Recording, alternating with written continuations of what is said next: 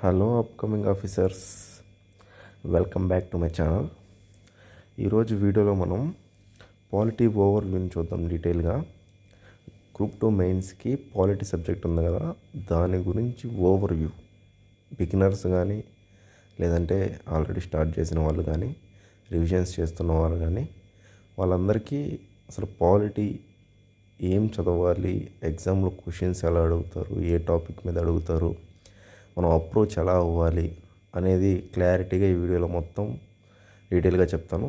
Last వరకు వినండి జాగ్రత్తగా. ఎగ్జామ్కి ఎంతో ఉపయోగపడుతుందండి ఇది, ఓకేనా. ఫస్ట్ ఏంటంటే, మన పాలిటీ అనేది కాన్స్టిట్యూషన్ మెయిన్ అండి. కాన్స్టిట్యూషన్ అంటే రాజ్యాంగం.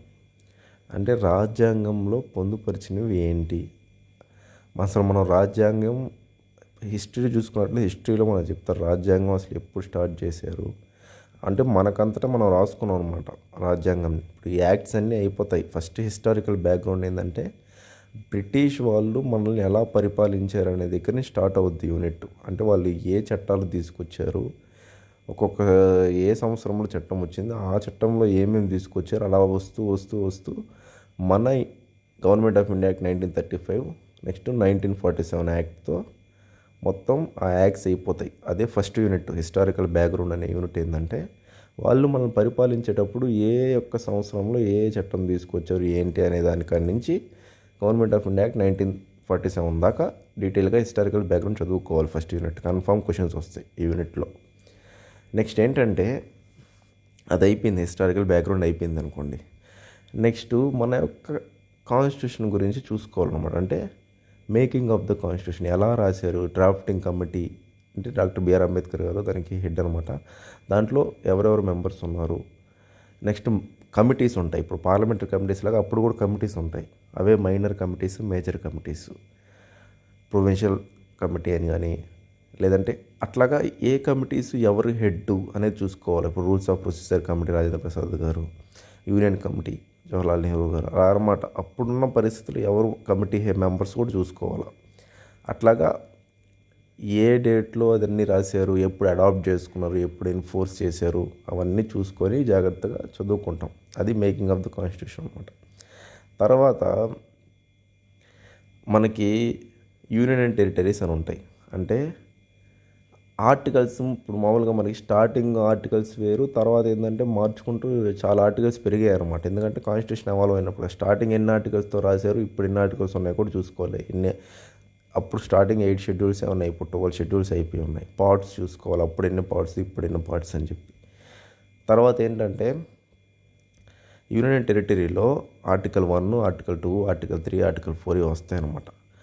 అంటే అప్పుడు ఎలా అంటే ఎన్ని స్టేట్స్ ఉన్నాయి అప్పుడు, ఇప్పుడంటే ప్రజెంట్ 28 స్టేట్స్, 8 యూనియన్ టెరిటరీస్ ఉన్నాయి. అప్పుడు స్టార్టింగ్ ఎన్ని స్టేట్స్ ఉన్నాయి, తర్వాత ఏ స్టేట్ని యాడ్ చేశారు, ఏ స్టేట్ నుంచి ఏం విడిపోయాయి, ఫస్ట్ అసలు ఏ స్టేట్ ఫామ్ అయింది, అసలు అప్పటికి కొన్ని స్టేట్సే ఉన్నాయి. ఇప్పుడు 28 ఉన్నాయి కదా, అప్పుడు కొన్నే ఉన్నాయి అనమాట. తర్వాత ఒక్కొక్కటి యాడ్ అయింది అనమాట. అట్లా ఆర్డర్ చూసుకోవాలి, ఏది ఫస్ట్ యాడ్ అయింది, ఏది సెకండ్ యాడ్ అయింది, అట్లాగా అది యూనియన్ టెరిటరీస్ కూడా ఏది, అట్లా చూసుకుంటూ ఆ యూనిట్ చదువుకోవాలి మనం. అది ఇంపార్టెంట్ యూనిట్ అది కూడా. తర్వాత ఏంటంటే, మెయిన్గా డిపిఎస్పీసు అంటే directive principle of state policy, తర్వాత ఫండమెంటల్ డ్యూటీస్, ఫండమెంటల్ రైట్స్, ప్రియంబులు, ఇవి చాలా చాలా ఇంపార్టెంట్. ఏ ఎగ్జామ్ అనేది తీసుకోండి, యూపీఎస్సీ కాడి నుంచి మామూలు బేసిక్ ఎగ్జామ్, అంటే బేసిక్ అంటే గవర్నమెంట్లో చిన్న పోస్టుల ఎగ్జామ్ వరకు పాలిటీ సబ్జెక్ట్ ఉందంటే ఈ యూనిట్స్ నుంచి క్వశ్చన్ రాకుండా అయితే ఉండదు. అంత ఇంపార్టెంట్ యూనిట్లు అనమాట. ప్రియంబుల్ అంటే ఒక బాక్స్ ఉంటుంది, ఆ బాక్స్లో ఏముంది చూసుకోవాలా. We the people of India having solemnly resolved the constitution of India అంటే సావరెన్ సోషలిస్ట్. ఆ పదాల యొక్క అర్థాలు, ఆ పదాలు ఎలా ఆర్డర్ ఉన్నాయి, నెక్స్ట్ ఎప్పుడు అడాప్ట్ చేసుకున్నారు, ఆ డేట్ ఉంటుంది. తర్వాత we the people of India అంటే పీపులే దీంట్లో మెయిన్ అని. అట్లాగా దాని గురించి డీటెయిల్గా అర్థం చేసుకోవాలి. సావరెన్ అంటే ఏంటి, మనకంటూ మనమే అన్నీ చేసుకోవాలి, వేరే కంట్రీ మన మీద ఆధిపత్యం చలాయించడానికి సావరెన్ అంటారు. రిపబ్లిక్ చూసుకోవాలా, మన ప్రెసిడెంట్ ఎలా ఎలక్ట్ అవుతాడు ఏందని, అట్లాగా ఒక్కొక్కటి డీటెయిల్గా చూసుకోవాలి. నేను సినాప్సిస్ చెప్తున్నా కాబట్టి మొత్తం చెప్పట్లేదు. తర్వాత అవన్నీ చూసుకున్న తర్వాత ఫండమెంటల్ డ్యూటీస్ 10 ఉన్నాయి. తర్వాత 86th అమెండ్మెంట్ ద్వారా 11 యాడ్ చేశారు. తర్వాత ఆ 11 చూసుకోవాలి. నెక్స్ట్ ఏ కంట్రీ నుంచి తీసుకున్నాం చూసుకోవాలి. డిపిఎస్పీ కూడా ఏమేమో ప్రిన్సిపల్స్ ఉంటాయి, ఆర్టికల్ కూడా చూసుకోవాలి.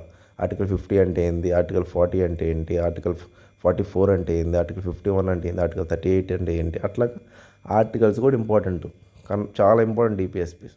తర్వాత ఫండమెంటల్ రైట్స్ మీకు తెలిసినట్టు article 14 to 18 right to equality, అట్లాగా రైట్ టు కాన్స్టిట్యూషన్ బట్టి ఆర్టికల్ 32 దాకా డీటెయిల్గా చూసుకోవాలి.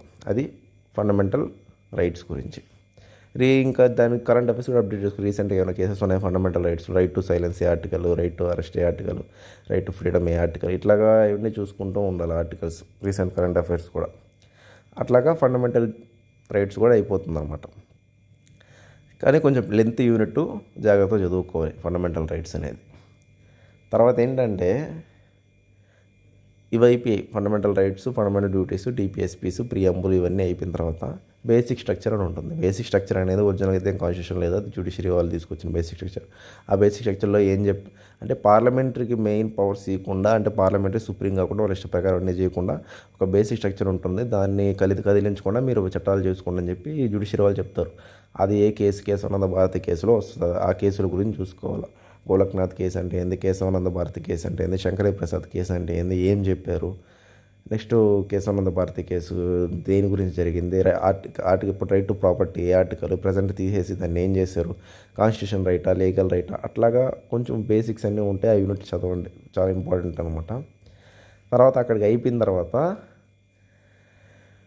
ఇవి కాక ఫస్ట్ 10 యూనిట్స్లో మెయిన్ ఏంటంటే షెడ్యూల్స్ ఉంటాయి, 12 షెడ్యూల్స్.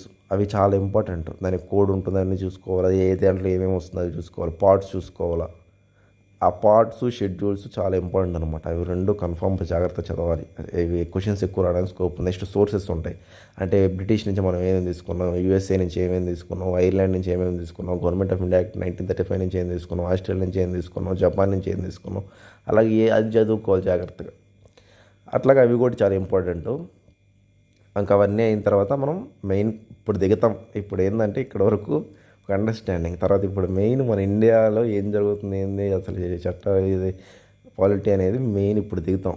మెయిన్ ఏంటంటే ఇప్పుడు మనకు అన్నీ బేసిక్గా అర్థం పిఎం ఉంటారు, పైన మన స్టేట్లో సీఎం ఉంటారు, పైన ప్రెసిడెంట్ ఉంటాడు, మన స్టేట్లో గవర్నర్ ఉంటాడు, పైన మెంబర్స్ ఆఫ్ పార్లమెంట్ ఉంటారు, మన కింద మెంబర్స్ ఆఫ్ పార్లమెంట్ ఏడే ఉంటారు, ఎమ్మెల్యేలు కూడా ఉంటారు అనమాట. స్టేట్ వైజ్ ఎమ్మెల్యేలు ఉంటారు. పార్లమెంట్ అంటే ఏంది, పార్లమెంట్ అంటే లోక్సభ, రాజ్యసభ, ప్రెసిడెంట్ ఎందుకు వచ్చాడు ఇక్కడ, ప్రెసిడెంట్ ఏంటంటే బిల్ అసెంట్ చేయాలి కాబట్టి ప్రెసిడెంట్ వస్తారు ఇక్కడ.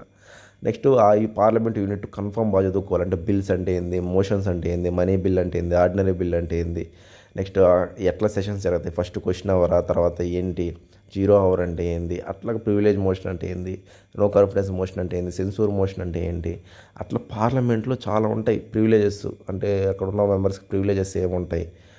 ఆ పార్లమెంట్ యూనిట్లోంచి 2-3 క్వశ్చన్స్ వస్తాయి. చాలా ఇంపార్టెంట్ యూనిట్, అది జాగ్రత్తగా చదువుకోవాలన్నమాట. అది తర్వాత ఏంటంటే ప్రైమ్ మినిస్టర్, సీఎం రెండు కలిపి చదువుకోవాలి. సేమ్ ఒకటేలాగా ఉంటారు.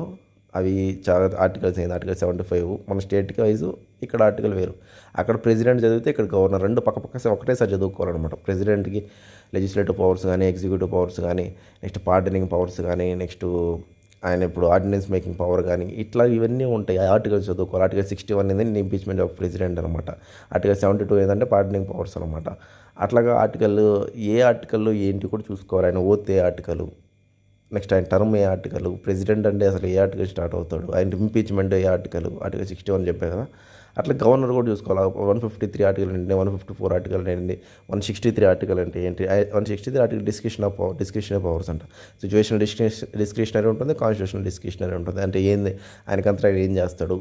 ఇప్పుడు మనకి ఇష్యూస్ కూడా జరుగుతుంటాయి గవర్నరీ స్టేట్లో, ఆయన బిల్స్కి అసెంట్ ఇవ్వట్లేదు అని చెప్పి, ఆ ఆర్టికల్ ఏంటి, అక్కడ ప్రెసిడెంట్కి ఆర్టికల్స్ ఏంటి, అవన్నీ చూసుకోవాలి. ఇవన్నీ చూసుకున్న తర్వాత ఇంకా మనకు మెయిన్ అయిపోతాయి. Next constitutional bodies, non constitutional bodies అని చూసుకోవాలి. కాన్స్టిట్యూషనల్ బాడీస్ అంటే ఎలక్షన్ కమిషన్ గురించి కానీ, యూపీఎస్సీ గురించి కానీ, ఫైనాన్స్ కమిషన్ గురించి కానీ, అటార్నీ జనరల్ గురించి కానీ, ఇవన్నీ చూసుకోవాలి. నాన్ కాన్స్టిట్యూషనల్ బాడీస్ చూసుకుంటే నీతి ఆయోగ్ గురించి కానీ, ఇప్పుడు నేషనల్ హ్యూమన్ రైట్స్ కమిషన్ కానీ, నాన్ కాన్స్టిట్యూషనల్ బాడీస్ అన్నీ ఒకసారి చదువుకోవాలి. సిబిఐ ఏం బాడీ, సిబిసి ఏం బాడీ, అవన్నీ చూసుకుంటాం. తర్వాత మేజర్ పంచాయత్స్, మున్సిపాలిటీస్ వస్తాయి. 73rd, 74th స్టార్ట్ అవుతాయి. 73rd amendment, 74th amendment. దాంట్లో ఏమేమి చెప్పారు పంచాయతీ యొక్క గురించి, పంచాయతీరాజ్ గురించి కమిటీస్ ఉంటాయి. బలవంతరాయ్ కమిటీ అని, అశోక్ మెహతా కమిటీ అని, అక్కడ ఎల్ఎం సింఘ్వి కమిటీ అని, అట్లా కమిటీస్ ఉంటాయి. ఏ కమిటీలో ఏమేమి చెప్పారు, ఏంది. నెక్స్ట్ పంచాయతీలో అది మున్సిపాలిటీస్లో వేరు ఉంటాయి. మళ్ళీ మున్సిపాలిటీలు అన్నీ చదువుకోవాలి. అక్కడ నేమ్స్ అన్నీ ఉంటాయి, అవన్నీ చూసుకోవాలి. అట్లాగా అన్నీ అయిన తర్వాత ఇవన్నీ చదివితే ఒక క్లారిటీ, ఒక అండర్స్టాండింగ్ వచ్చేస్తుంది పాలిటీ డీటెయిల్గా. అసలు ప్రతి యూనిట్ని జాగ్రత్తగా కొంచెం అండర్స్టాండింగ్గా చదువుకుంటూ ఉంటే మనకు చుట్టుపక్కల ఏం జరుగుతుందో అది లింక్ చేసుకుంటూ చదువుకోవాలన్నమాట. అప్పుడే మనకి పాలిటీ అర్థమవుతుంది అనమాట. ఇవన్నీ చదివేసిన తర్వాత ఇప్పుడు మనకి కాన్స్టిట్యూషన్ బాడీస్ అయిపోయి, non constitution bodies first 10 units అయిపోయి, సెంట్రల్ గవర్నమెంట్ అయిపోయింది, స్టేట్ గవర్నమెంట్ అయిపోయింది. ఇవన్నీ అయిపోయిన తర్వాత నెక్స్ట్ కరెంట్ అఫైర్స్లో పోవాలి.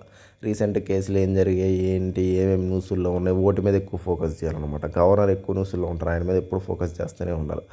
నెక్స్ట్ ఏంటంటే ఇప్పుడు సిబిఐ న్యూస్ల్లో ఉంటుంది, ఆర్ఐడి నుంచి. ఆ సిబిఐ బాడీ ఎప్పుడు అసలు ఎస్టాబ్లిష్ అయింది, స్టాట్యుటరీ బాడీ, కాన్స్టిట్యూషన్ బాడీ, అట్లాంటి అడుగుతూ ఉంటారు. అవి జాగ్రత్తగా చదువుకోవాలి.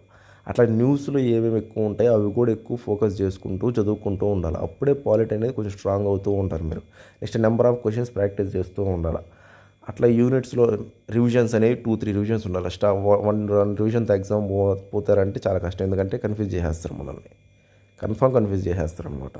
అందువల్ల రివిజన్స్ చేసుకొని 2-3 రివిజన్స్, క్వశ్చన్స్ ప్రాక్టీస్ చేసుకుంటూ యూనిట్ వైజు మాక్ టెస్ట్లు రాసుకుంటూ పాలిటీ ఎంత స్కోర్ చేసుకుంటే అంత ఇంపార్టెంట్. 75 మార్క్స్కి మినిమం 65 to 70 స్కోర్ చేసుకోగలిగితేనే జాబ్ వచ్చేదానికి స్కోప్ ఎక్కువ. ఎందుకంటే పాలిటీ లక్ష్మీకాంత్ బుక్ చాలామంది చాలా ఎక్కువ, నేనే ఆల్మోస్ట్ 15 times 20 times చదువుతూ ఉంటాను, నాకే గుర్తులేదనమాట. అందుకే ఇప్పుడు నేనేం డైరెక్ట్గా ఎట్లా చెప్తున్నా అంటే అంతసేపు నేను చదువున్నా, నేను రివిజన్స్ చేస్తున్నా కాబట్టి చెప్తున్నాను అనమాట. మీరు అంత స్ట్రాంగ్ అవ్వాలన్నమాట. ఆ స్ట్రాంగ్ అవ్వాలంటే కొంచెం జాగ్రత్తగా సబ్జెక్ట్ని అర్థం చేసుకుంటూ చదువుకోవాలి.